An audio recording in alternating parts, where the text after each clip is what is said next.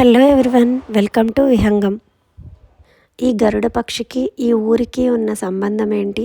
ఈ ఊరిలో ప్రధాన ఆలయంలో ఉన్న శిల్పకళ రహస్యాలేంటి? ఈ స్తంభం నిజంగా పూర్తిగా గాలిలో వేలాడుతుందా?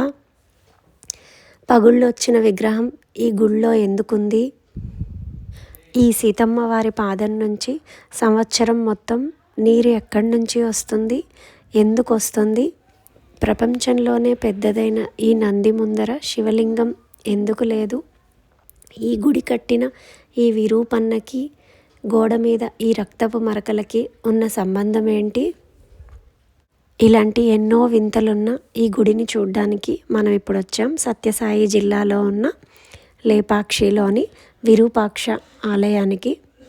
సీతను అపహరించి తీసుకెళ్తున్న రావణుడితో యుద్ధం చేసి ఈ ప్రాంతంలో పాడిపోయిన గరుడ పక్షిని రాముడు లేపక్షి అని పిలవడం వల్ల ఈ ప్రాంతానికి లేపాక్షి అనే పేరు వచ్చిందనేది ఒక కథనం. ఈ జటాయు పార్క్ని, ఈ పక్కనే ఉన్న నందిని మనం మొదటగా సందర్శించుకున్నాం. ఎత్తైన ఈ నంది విగ్రహం యొక్క కొమ్ముల మధ్యలోంచి చూస్తే ప్రధాన ఆలయంలోని శివలింగం కనిపించేలాగా ఈ నందిని ఇక్కడ చెక్కారనమాట. ఇదే మన మోడీ గారు మొన్న అయోధ్య సభలో కూడా ప్రస్తావించిన విరూపాక్ష ఆలయం.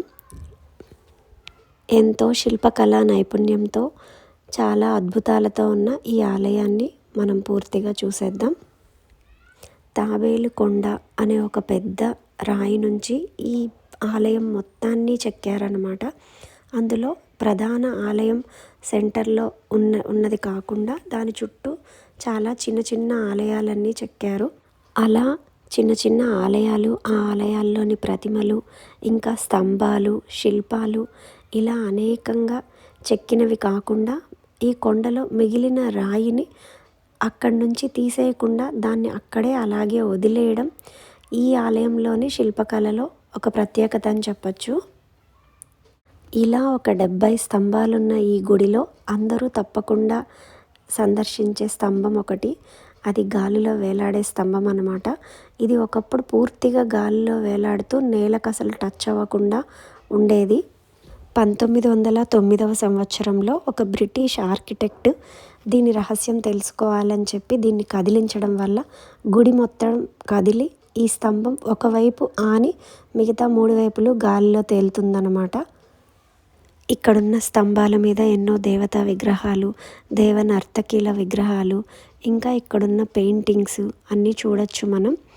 ఈ పెయింటింగ్స్లో ఒక ప్రత్యేకత ఏంటంటే మనం ఎటువైపు నుంచి చూసినా కూడా ఆ కళ్ళు మనల్ని చూస్తున్నట్లు ఉంటుందన్నమాట. ఇదొక ప్రత్యేకమైన శైలిలో పెయింటింగ్ ఉంటుంది ఈ ఆలయంలో. ఈ గర్భగుడికి ఎదురుగా ఉన్న మండపంలో స్తంభాలకు కూడా ఒక ప్రత్యేకమైన అమరిక ఉంటుంది.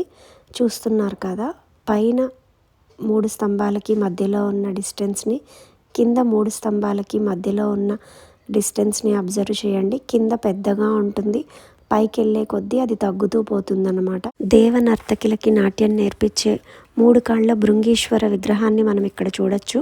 నాట్యం నేర్పుతూ అలసిపోతే ఒక కాలు విరామం తీసుకునేలాగా ఈశ్వరుడు భృంగీశ్వరునికి వరం ఇచ్చాడనమాట. ఇది ఈ ఆలయంలోని తులసి కోట. ఈ గుడి గోడలకి ఉన్న రాళ్ళు కూడా ఒకదానితో ఒకటి ఇంటర్లాక్ అయ్యేలాగా ఇదొక డిఫరెంట్ స్టైల్లో ఈ గుడి గోడల్ని అమర్చారనమాట. ఇది ఈ గుడిలోని ఇంకొక శివాలయం. ఈ పక్కనే చూస్తున్నది శివపార్వతుల కళ్యాణ మండపం. ఈ మండపంలోని స్తంభాలపైన మనం ఎన్నో లేపాక్షి డిజైన్స్ అన్నిటినీ కూడా చూడొచ్చు. ఈ రాజ్యంలో కోశాధికారిగా ఉన్న విరూపన్న కొడుకు కళ్ళు లేకపోవడం, ఈ ప్రాంతంలో ఆడుకుంటున్నప్పుడు తనకి చూపు రావడం జరగడం వల్ల విరూపన్న ఈ ప్రాంతంలో ఒక శివాలయాన్ని కట్టాలని అనుకోవడం జరిగింది. స్వర్గంలో శివపార్వతుల కళ్యాణం ఎలా జరిగిందో, అతిథులు ఎవరు ఎలా వచ్చారో అలా ప్రతిబింబించేలాగా ఇక్కడ ఒక కళ్యాణ మండపం అయితే కట్టడం జరిగింది విరూపన్న చేతుల మీదుగా. ఈ విషయం తెలిసి రాజు కోపంతో విరూపన్నకి శిక్ష విధిస్తున్నాడని తెలిసి విరూపన్నే తన 2 కళ్ళను తీసి ఈ గోడ మీద విసరడం వల్ల ఆ రక్తపు మరకలు ఇప్పటికీ ఆ గోడ మీద ఉన్నాయని చెప్తారు. వీటిని పరీక్షించిన కెమికల్ ఎనాలిసిస్లో కూడా ఇవి మనిషి రక్తపు మరకలే అని తేల్చారు. ఇక్కడున్న వినాయకుడి విగ్రహాన్ని చూశారు కదా, ఆ విగ్రహం మలచగా మిగిలిన రాయిని అలాగే వదిలేశారు. ఇది లేపాక్షిలో ఒక ప్రత్యేకమైన శైలి. ఇంకా ఈ కొండపైన మనం శ్రీకాళహస్తిని ప్రతిబింబించే ఒక పిక్చర్ని చూడొచ్చు. ఇక్కడున్న శివలింగాన్ని పూజిస్తున్న బోయవాడు, ఇంకా సాలెపురుగు, ఒక ఏనుగు ఇలా శ్రీకాళహస్తిలో ఉన్నట్లు మనం ఈ పిక్చర్ మీద చూడొచ్చు. ఇంకా ఈ గుడిని కడుతున్న 2 శిల్పులు భోజనం వేళలో వాళ్ళమ్మ వాళ్ళ కోసం అన్నం వండే టైంలో ఖాళీగా ఉండకుండా ఈ విగ్రహాన్ని చెక్కారని, అది వాళ్ళమ్మ బయటికి వచ్చి చూసి ఆశ్చర్యపడడం వల్ల ఆ దిష్టికి ఈ రాయి పగిలి పగుళ్ళొచ్చాయని చెప్తారు. ఇంకా ఇక్కడ అక్క దేవతల విగ్రహాల్ని కూడా మనం చూడొచ్చు.